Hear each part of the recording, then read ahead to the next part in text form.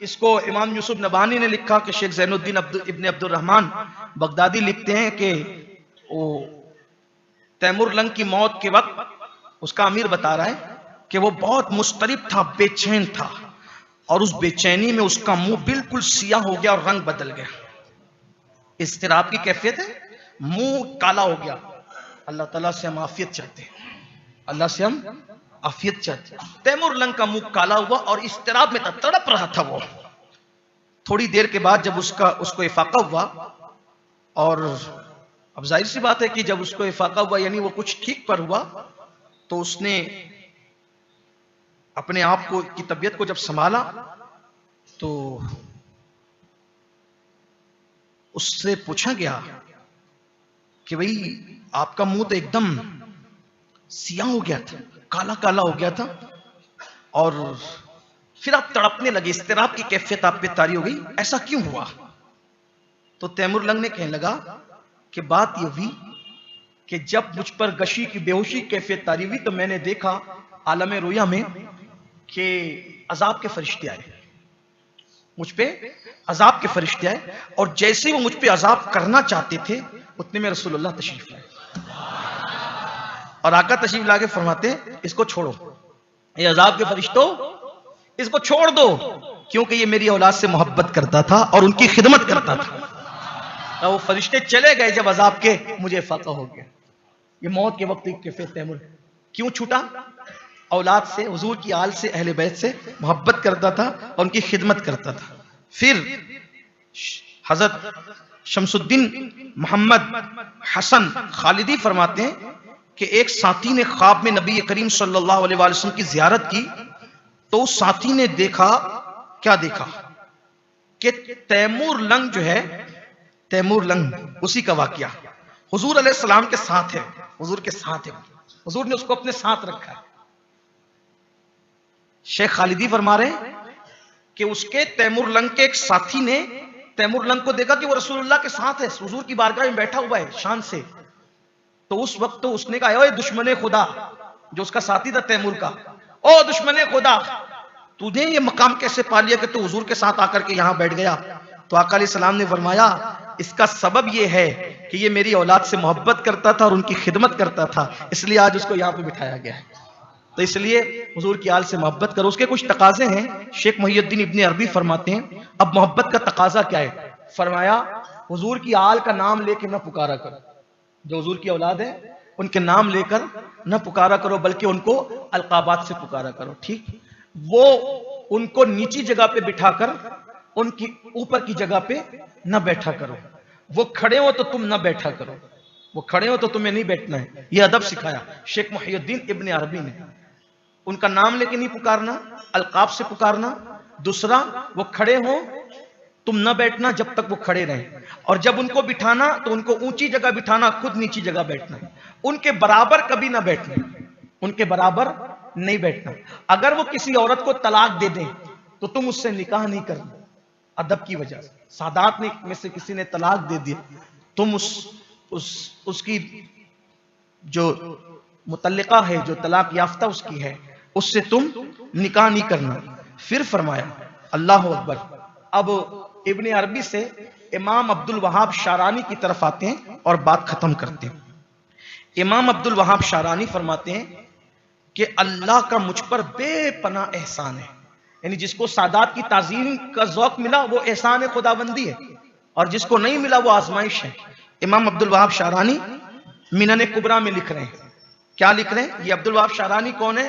انشاءاللہ کسی موقع پہ تعارف کراؤں گا، چونکہ وقت تو ہو چکا ہے، بلکہ زیادہ ہوا ہے۔ 11 بجے ختم ہونی تھی محفل، آدھا گھنٹہ بڑھ گیا، حالانکہ ہر روز ہمیں مغرب بعد شروع کر کے 10 بجے ختم کرنے ٹائم کی پابندی رہے گی، تو میں یہاں پر اس کا مسجد میں اس لیے آدھے گھنٹے کا میں نے کچھ فائدہ لے لیا۔ تو امام عبد الوہاب شارانی منن کبریٰ میں لکھ رہے ہیں کہ مجھ پر اللہ تعالیٰ کے احسان میں سے، احسانات میں سے ایک سب سے بڑا احسان یہ، خدا کے احسانات میں سے ایک سب سے بڑا احسان یہ کہ میں سادات کی بے حد تعظیم کرتا ہوں، اگرچہ لوگ ان کے نسب میں تان کرتے ہیں، لوگ ان کے نسب میں کیڑے نکالتے ہو، تان کرتے ہو، فرماتے ہیں میں ان کی تعظیم کرتا ہوں۔ اور فرمایا یہ کس لیے کرتا ہوں؟ فرمایا اس لیے تعظیم کرتا ہوں کہ اپنے اوپر میں ان کا حق سمجھتا ہوں کہ ان کا حق ہے کہ ان کی تعظیم کی جائے. کیونکہ بھئی جب اسی طرح علماء اور اولیاء کی اولاد کی بھی شرعی طریقے سے تعظیم کرتا ہوں. اگر علماء اور اولیاء کی اولاد اگرچہ متقی نہ ہو پھر بھی ان کی نسبت سے میں ان کی تعظیم کرتا ہوں. اور سیدوں کی تعظیم تو کم سے کم اتنی کرتا ہوں. امام عبدالوہاب شعرانی کہتے ہیں سادات کی تعظیم کم سے کم، جو سب سے کم حالت ہے تعظیم کی، کم سے کم سادات کی تعظیم میں اتنی کرتا ہوں جتنی کہ والی مصر کے کسی نائب یا لشکری یا قاضی کی تعظیم ہو سکتی ہے. یعنی مصر کے بادشاہ کے نائب کی لوگ جتنی تعظیم کرتے ہیں کم سے کم میں سادات کی اتنی کرتا ہوں. جب کم سے کم اتنی کرتے ہوں گے تو زیادہ سے زیادہ کتنی کرتے ہوں گے؟ اور جب عام سادات کا احترام اتنا ہے تو کربلا کے سید کا احترام کتنا کرتے ہیں. اس لیے یہ باتیں اپنی اولاد کو سکھاؤ. ماہ محرم شریف میں گانے باجے تماشوں سے خرافات سے بچو. ہو سکے تو امام حسین کی نیاز کراؤ، شربت پر فاتحہ دلاؤ، اپنے بچوں کو اہل بیت کے حوالے سے بتاؤ. کل کا پروگرام انشاءاللہ جیلانی چوک پر ہے اور وہ مغرب بعد شروع ہو کر 10 بجے ختم ہوگا. اور انشاءاللہ تعالی کل کا جو عنوان ہوگا، کل کا عنوان حسین کیسے بنتے ہیں. کل کا کیا عنوان ہے؟ حسین کیسے بنتے ہیں. حسین بنتے کیسے ہیں؟ جو کوئی بن نہیں سکتا لیکن اب حسین بنتے کیسے ہیں. انشاءاللہ آپ جلدی آئیے، بارش ہوگی تو بھی آئیے گا. ہاں ارے وہ بغیر پانی کے ڈٹ گئے تھے، ہم بھی پانی پر ڈٹ کے کہیں گے آقا ہم وہ لوگ تھوڑی ہیں جو کہیں گے ہم نہ تھے، آج ہم ہیں. جو آپ کے ساتھ تھے وہ پانی نہ ملنے پر بھی ڈٹے، اور ہم انشاءاللہ پانی آنے پر بھی آپ کے ذکر کی محفل میں ڈٹے رہیں گے. انشاءاللہ کرم ہوگا. انشاءاللہ لوگ کاروبار کے لیے بھیگتے ہیں، لوگ اپنے بال بچوں کے لیے بھیگتے ہیں. اگر ہم زہرا کے شہزادوں کے لیے بھیگیں گے تو ہم پر بھی کرم ہوگا. انشاءاللہ کرم ہی کرم ہوگا. اور پچھلے ہفتے کی وہ سوال و جواب کی جو ہماری ہر ہفتے کا جو طریقہ ہے،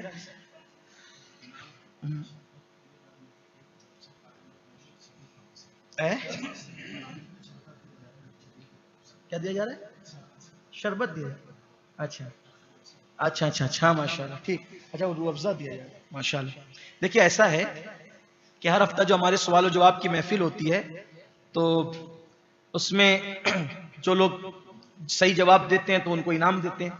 اس ہفتے کا جو جواب صحیح آیا اس کے لیے ہمارے میڈیا ٹیم کے ساتھیوں کی طرف سے انتظام تھا انعام کا، تو انہوں نے روح افزا کی بوتل دی انعام میں.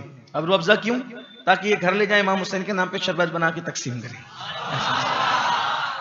میں نے جمعہ میں بھی لوگوں کو کہا شربت خوب بناؤ خوب پلاؤ، ہے نا، اور غریبوں میں دو، یتیموں کو دو، بیواؤں کو دو. آپ کے آس پاس میں اگر سادات رہتے ہوں ان کی خدمت کرو، یہ سوچ کر کہ امام حسین کے دور میں تو ہم پیدا نہیں ہوئے، ان کی آل مل رہی ہے تو ان کی کچھ خدمت. غریبوں کو کہتا ہوں غریب سادات کی خدمت کر. میں نے ایک محفل میں لوگوں کو کہا کہ لوگ اگر سید مقرر ہو، خطیب ہو، عالم ہو، پیر ہو، اسی کی عزت کرتے ہیں، سبزی بیچنے والے کی نہیں کرتے، ٹھیلا چلانے والے کی نہیں کرتے، پان دکان والے کی نہیں کرتے، مزدور کی نہیں کرتے. تو آپ مقرر کی کرتے ہو یا سید کی کرتے ہو؟ اگر آپ سید کی کرتے ہو تو پھر تو جو خون مقرر کی رگوں میں ہے، مقرر سید کی رگوں میں، وہی خون تو سبزی بیچنے والے کی رگوں میں بھی ہے نا، وہی رسول اللہ کا خون. تو آپ کو اس کا احترام ویسے ہی کرنا چاہیے جیسے آپ مقرر کی کریں، ہے نا. اس کا خیال رکھیں، بہت ادب کریں، کیونکہ یہ حسنین کریمین دنیا سے گئے اپنی اولاد چھوڑ کر یہ. اور بلکہ قرآن کی آیت ہے وَقِفُوهُمْ إِنَّهُمْ مَسْئُولُونَ، کہ قیامت کے دن اللہ تمہیں روک دے، اور روک کر کے اللہ فرمائے گا ان سے پوچھو، سوال پوچھو. کیا سوال پوچھو؟ امام باقر فرماتے ہیں قیامت کے دن سب حساب کتاب کے بعد تمہیں روکا جائے گا، روک کر کے کہا جائے گا اب بتاؤ کہ تم نبی کی اہل بیت سے پیار کرتے تھے کہ نہیں کرتے. روکا جائے گا رکو، اب جب تک پیار کا جواب نہیں دو گے تمہیں چھوڑا نہیں جائے. پیار کرو، اپنی انا کو اپنے پیروں کے نیچے کچل دو. سبزی فروش بھی اگر ملے آل نبی اس کا احترام کرو. ٹھیلا ڈکیلنے والا بھی ملا اس کا احترام، اس سے اوپر نہ بیٹھو، اس کو نیچے نہ بٹھاؤ، اس کی وہ کھڑا ہو تو آپ نہ بیٹھیں، اس کے بستر پہ نہ بیٹھیں، اس کی جگہ نہ بیٹھیں. تعظیم کریں. اس سے ملے گا کیا؟ حضور کے ساتھ جنت ملے، آقا کے پڑوس میں جنت ملے، حضور کے درجے میں جنت. اور پھر خوب نوازے جاؤ گے. پھر میں کہنے کی بات نہیں، پھر خود ہی دیکھنا جب نوازے جاؤ گے تو کیا انعام ملتا ہے. تو شربت کا اہتمام ہو، نیاز کا اہتمام ہو. لوگ کہتے ہیں کیوں شربت بنائیں، کیا ملے گا؟ میں نے کہا نادان، کتے کو پانی پلانے پر جب جنت مل سکتی ہے، حسین پاک کے نام پہ مومنوں کو شربت پلاؤ گے تو جنت کیوں نہ ملے گی؟ یہ تیمور لنگ کو دیکھا، یہ تیمور لنگ ہو کر کے بیچارہ کہاں چلا گیا، بادشاہ ہو کر کے کتنی گڑبڑ کی اس نے، لیکن آل نبی کی خدمت اور محبت نے اس کو کہاں پہنچا؟ تیمور لنگ کو حضور کے پاس بیٹھا ہوا ہے، حضور کے پاس، حضور علیہ السلام اس کی سرے بالی تشریف، مرتے وقت اس کے سرانے آ رہے ہیں، جب وہ مر رہا ہے، انتقال کر رہا ہے، بولو اس سے بڑی بات کیا ہے؟ آستانے پہ تیرے سر ہو، اجل آئی ہو، اور اے جانے جہاں تو بھی تماشائی ہو. وہ جب آئے سرانے تو پھر کیا کرم ہوگا، کیسی نہ، اور کس کے سرانے آ رہے ہیں؟ آل کے خادموں کے سرانے آ رہے ہیں. اس لیے تولنے کی کوشش نہ کیا کرو. آپ حضرات ناپ تول سے اپنے آپ کو بری رکھیں اور کسی کے تقوی اور کسی کے پرہیزگاری کو نہ تولیں. آپ کو جو ملے آل پیغمبر. ایک بات یہ بھی نصیحت کرتا ہوں، اگر کوئی کہہ دے کہ میں آل پیغمبر ہوں، ہمیں کوئی تحقیق کرنے کی ضرورت نہیں ہے. ہمارے امام نے فرمایا جھوٹ بولتا ہے تو نہ اس کا فرض قبول ہے نہ نفل قبول ہے. اور ہمارے بزرگوں نے فرمایا قیامت کے دن رسول اللہ کی شفاعت بھی اس کو نہیں ملے گی اگر وہ جھوٹا سید بنا ہے تو. لیکن آپ کے پاس کوئی ثبوت نہ ہو، آپ اس کی تعظیم کریں، آپ کو اس کا اجر اللہ برابر عطا فرمائے. وہ جھوٹ بولتا ہے وہ نپٹے گا، اس کو نپٹا جائے گا، اس کو سزا دی جائے گی، اور کتنی حضور کی شفاعت سب کو ملے گی، اس کو نہیں ملے.